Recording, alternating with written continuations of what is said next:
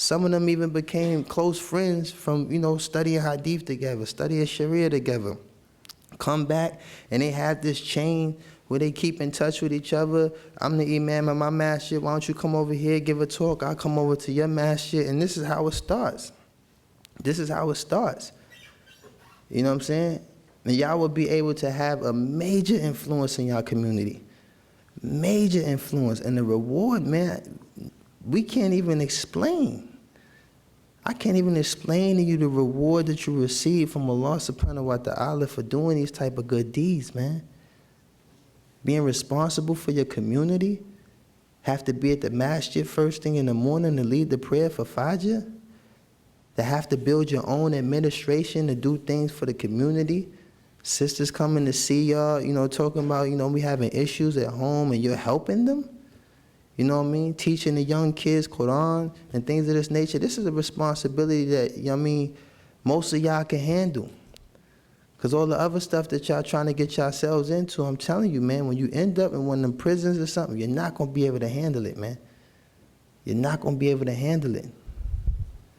You know what I'm saying? So handle what you can handle, because Allah ain't going to place no burden on you.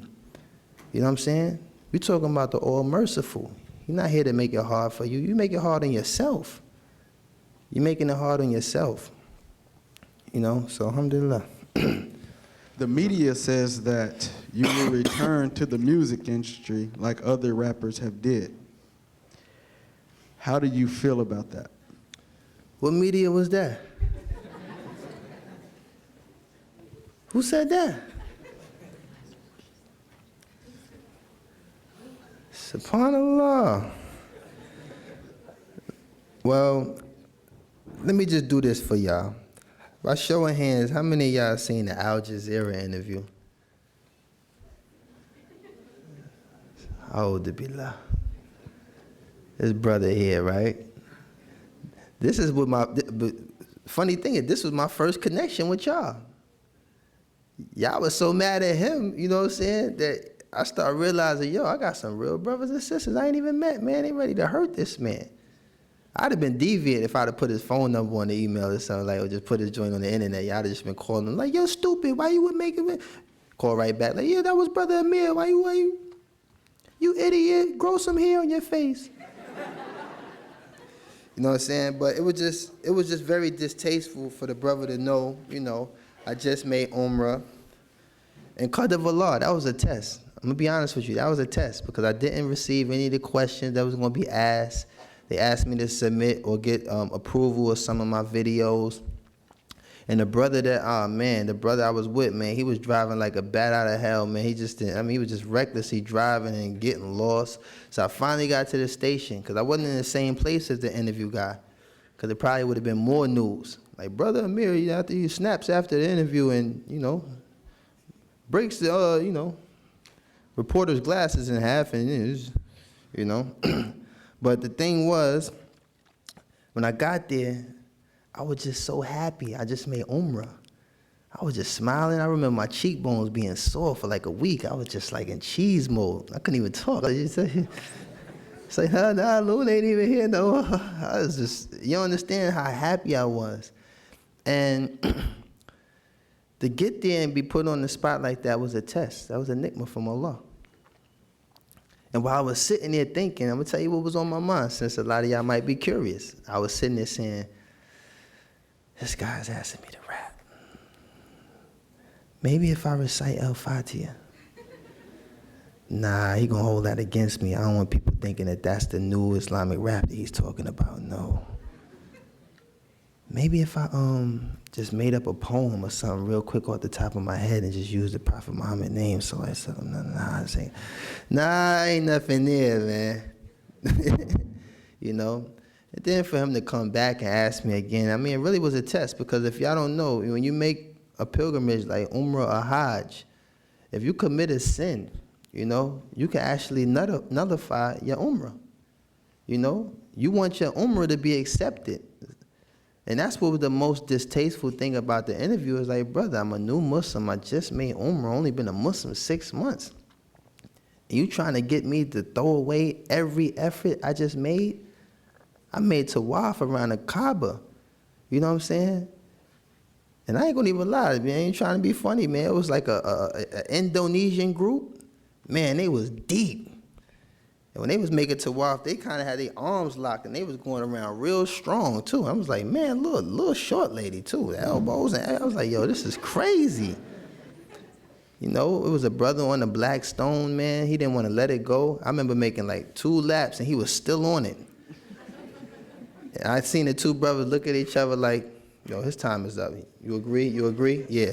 When they ripped him off, it sounded like Velcro. You know how they just go, he was on a black stone like this.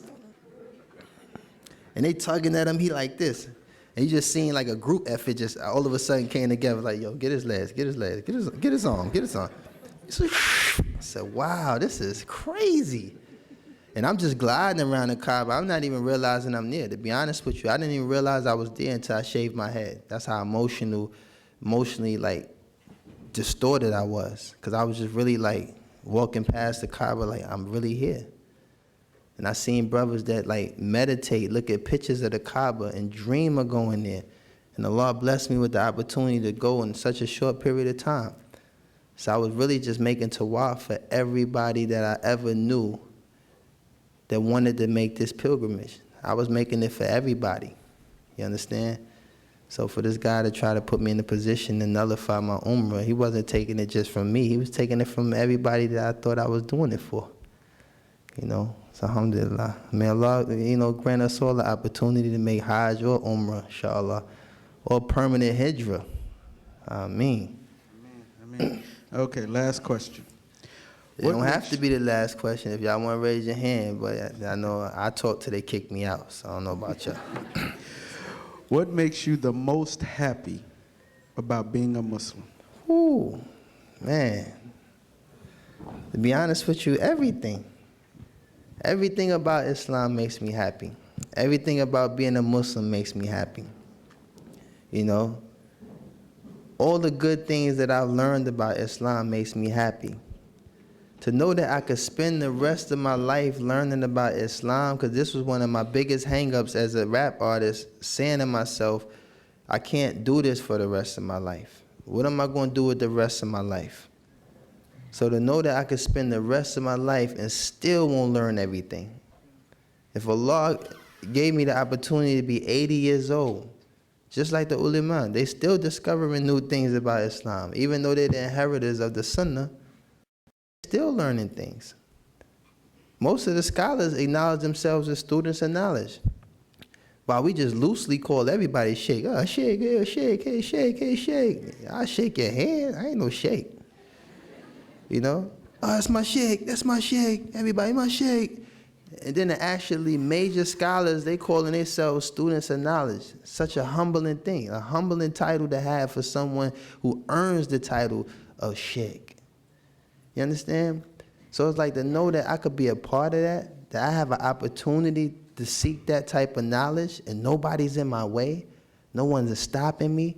There's no real credentials that's required. All they have to do is be a Muslim. And I can obtain this. This should be every Muslim's goal. This should be all of y'all goal. Nobody's stopping you from praying. I don't know why everybody be acting like they oppressed. Y'all be making these excuses. Yo, man, yo. Nobody is spitting on you while you in sajda. No one is kicking you while you in sujood. You understand? This is what the Prophet ﷺ and his companions went through, so you can call yourself a Muslim today.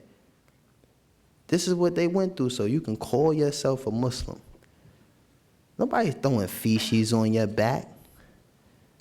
Nobody's drawing blood from your body, stoning you, beating you up, killing your loved ones in front of you.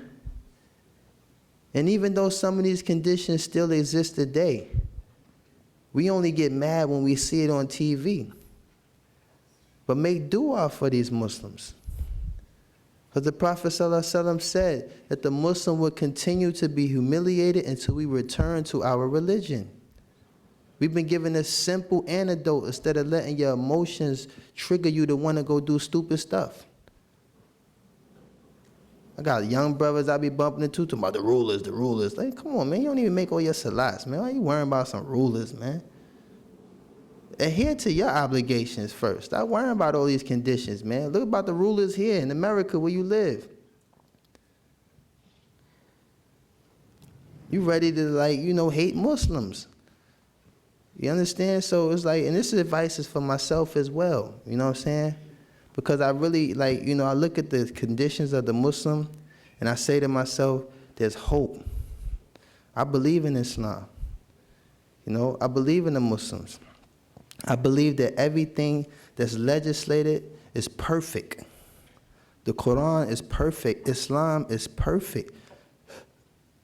So why wouldn't you dedicate your life to following something perfect? You see what happens when people follow these short-term goals?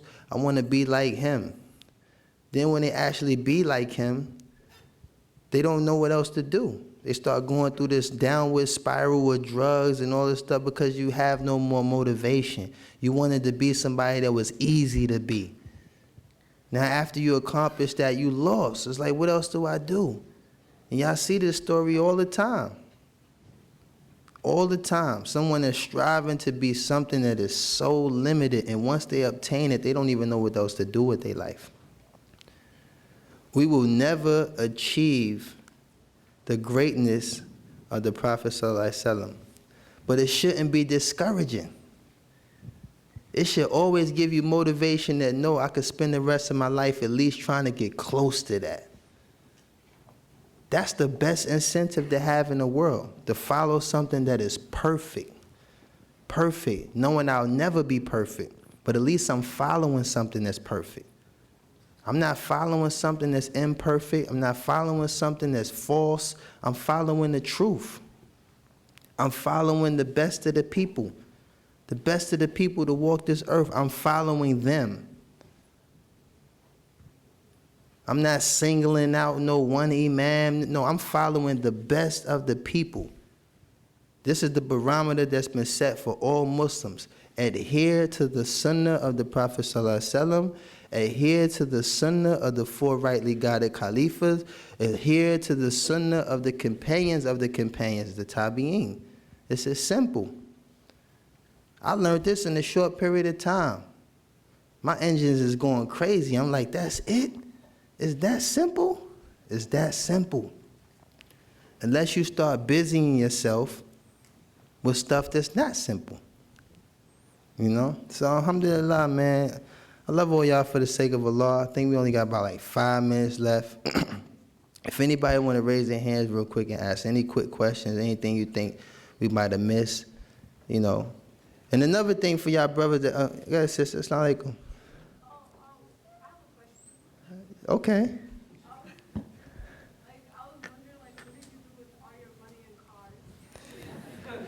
Well, I mean, it's a good question. I'm pretty sure that I was waiting for somebody to break the ice. It took the sister to do it, alhamdulillah. But I sold all them cars. I sold a lot of cars, you know. And basically the money I make off of publishing is halal now, you know what I'm saying? Because it came into Islam with me. So long as I don't return to the means of how I made that money is halal, you know. Money is halal. And all the cars I had, I sold them. You know, I told y'all yesterday, I like the train now. I like the bus. I'm human. You understand? I got so many pair of sneakers that need walking in, man. You don't understand, man. All my sneakers used to go from a car to a club. That was the point A, point B. You know what I'm saying? So I got so much, you know, sneakers I need to be walked out. What inspired you to wear the kameez and the thobe and grow out your beard and totally look like a Muslim? You, the Muslim. That's who inspired me, the Muslim. You understand? And when you understand